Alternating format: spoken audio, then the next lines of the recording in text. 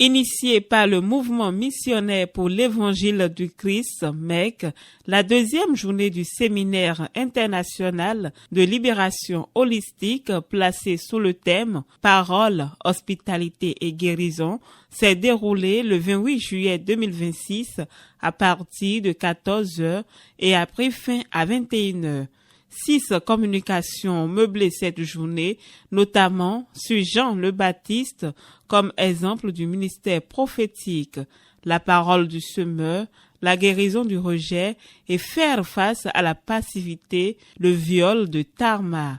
Les enseignements ont été assurés, entre autres, par le révérend pasteur Gilles Odon Moukari, la docteure Djidjoro Akloubou Epousignon Rossou et le missionnaire Bob Ekblad.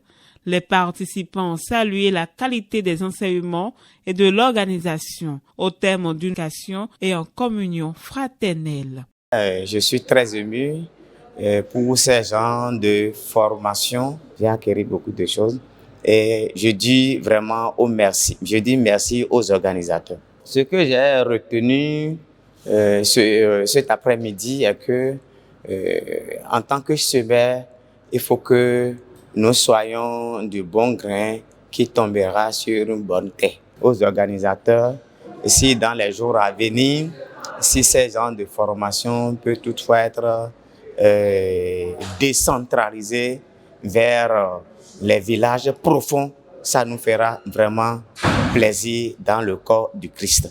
Nous rendons grâce au Seigneur pour la présence de l'Esprit Saint qui facilite en nous la compréhension de chaque enseignement.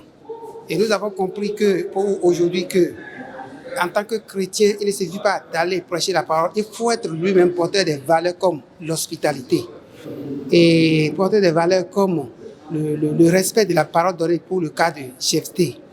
Dans cette mission, surtout pour le dernier enseignement, moi j'ai personnellement compris que le sujet qui faisait tabou, qu'on n'a jamais lu dans le public, c'est-à-dire la communauté à laquelle j'appartiens, le texte de 2 Rois qui relate le viol de Tamar.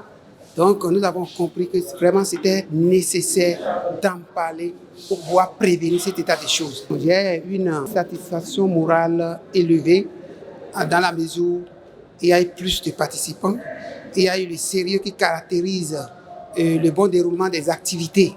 Et il y a eu également des questions auxquelles des réponses satisfaisantes ont été apportées.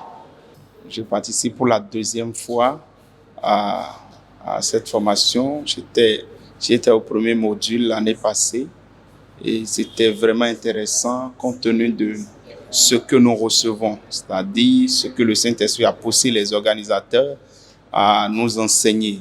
Je crois que ça fait beaucoup du bien, non seulement au corps du Christ, mais aussi à l'Église tout entière. Je dirais très bien aguerri, parce que quand nous voyons à partir de la première journée et les enseignements qu'on a reçus, le premier enseignement que le docteur nous reçoit donné, que recevoir d'en haut, tout est parti de là.